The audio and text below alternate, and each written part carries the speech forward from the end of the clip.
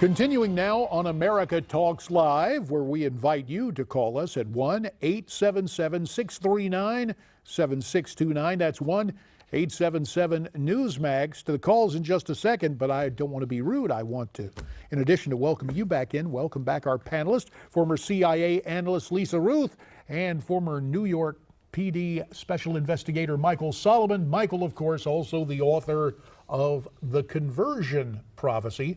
Our thanks to you for hanging in. And now let's go to the phones. First up, from Farmington Hills, Michigan, Thomas is on the line. Thomas, welcome back to our program.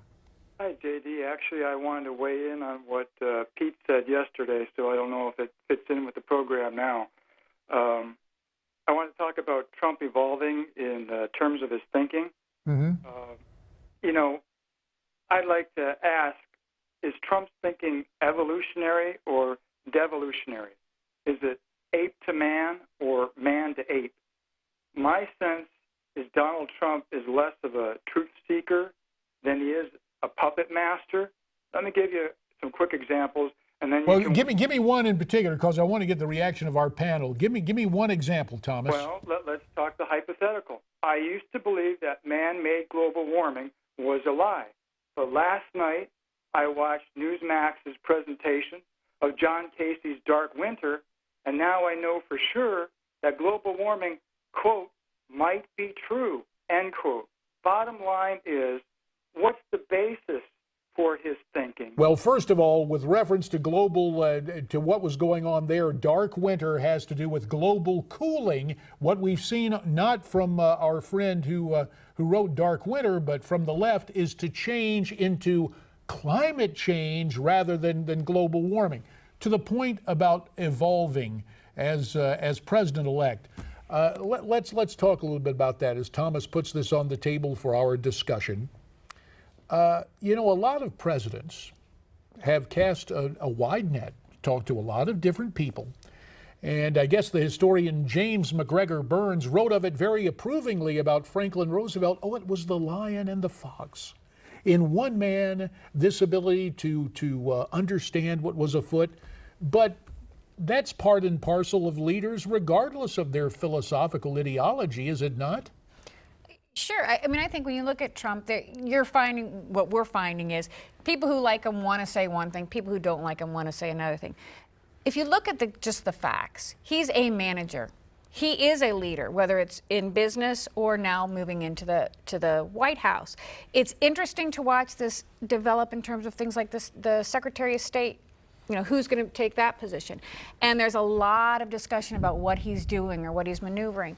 I think he is taking on this job. I think he's taking it very, very seriously. And there is going to be an evolution. There's going to be a change. He's moving from business to government. And JD, you know what that's like. It's a different deal. It's a whole different deal. And I think he's learning as he goes along. Well, it would be worth noting Michael Solomon, who used to be a special investigator there for the NYPD, certainly Mr. Trump, one of New York's most famous residents. From your time with the police force and with the rise of Mr. Trump, is there any episode that remains memorable for you? The only thing I could tell you is after I left the police department, I was in business. I had a contract to do some work for him out in Brooklyn, and I've never had a problem with anything. Getting paid, we finished the job, we got a check, and that was the end of it. But that's besides the point. What I've learned from him then and from him now is that he is the consummate man who looks for the best he can get.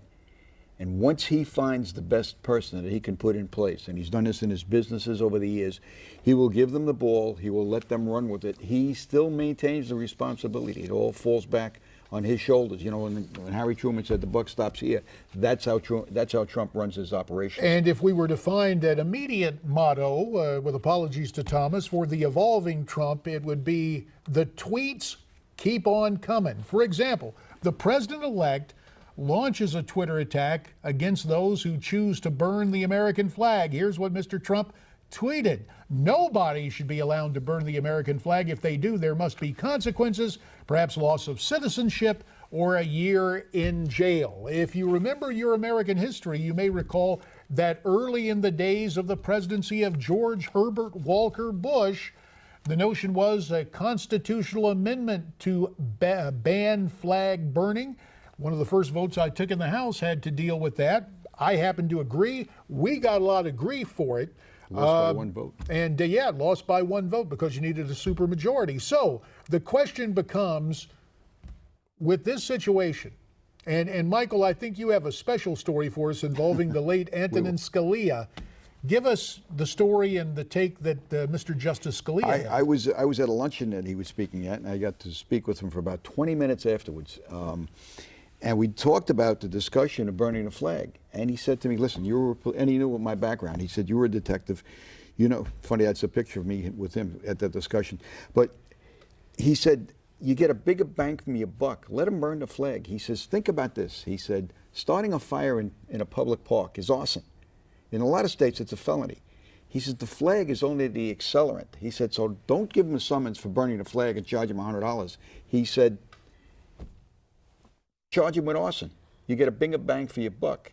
And the funny story is that the morning it came out, he comes down for breakfast, and his wife Maureen is scrambling eggs in the kitchen. He told me this story. And all over the table is the newspapers, the Times and the Washington Post, and says, court approves flag burning. He says, I come walking downstairs, and there's Maureen scrambling eggs at the counter, at the stove, and she's humming. It's a grand old flag. It's a high flying. He says, you think I was conservative? Yeah, well, the point was, Mr. Justice Scalia sounded like he was being the prosecutor of old there, saying it's a more significant charge of arson. But as we see these images, Lisa, Ruth, it is, you know, in law, there is the doctrine of fighting words. We have First Amendment rights, but there are things we can say that are so incendiary or so threatening that people have a right to respond. Yep, or time and place. You know, things may be appropriate at one time, not appropriate at another time. And again, I think it's interesting looking at Trump because I think this tweet shows his passion. And right now, as you said, right now it's legal to burn the flag. That's the bottom line.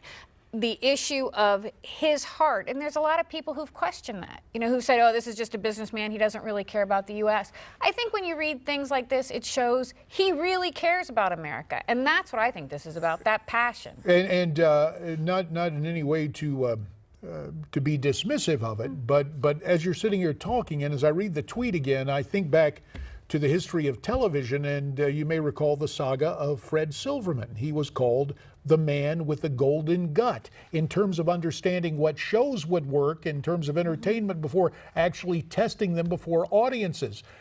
Mr. Trump, despite his wealth, has almost a reflexive gut feeling about issues, and he puts that into language that may not be politically correct, and that is the virtue. That is part of his appeal. So it's worth noting. I tell you what, I think we have a call right now. We were talking earlier about what transpired at Ohio State. From Harrison, Arkansas, calling in at 1-877-NEWSMAX. It's Melvin who is on the line. Hi, Melvin. Good morning. Good to have you, sir. What's on your mind? Thank you.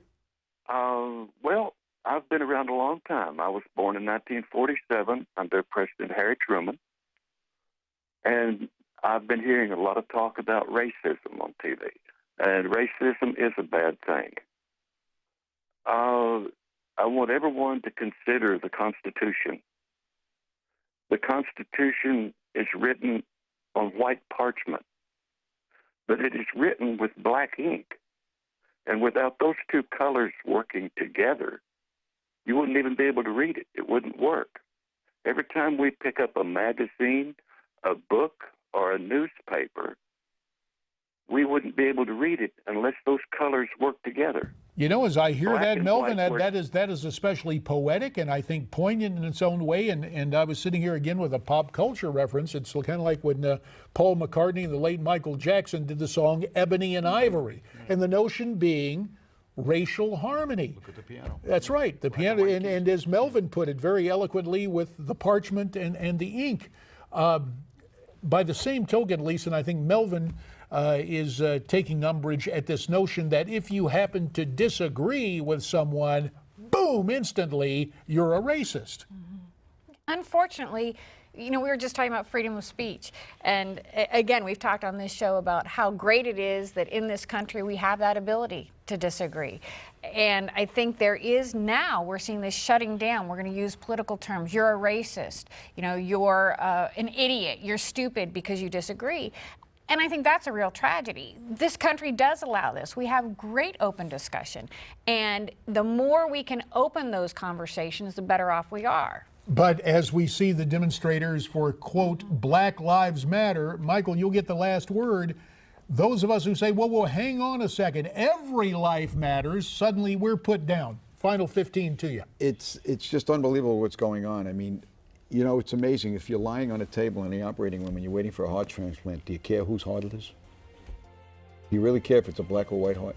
Just as long as it works. As long as it works. And two panelists with great heart, Lisa Ruth and Michael Solomon, we thank you very much.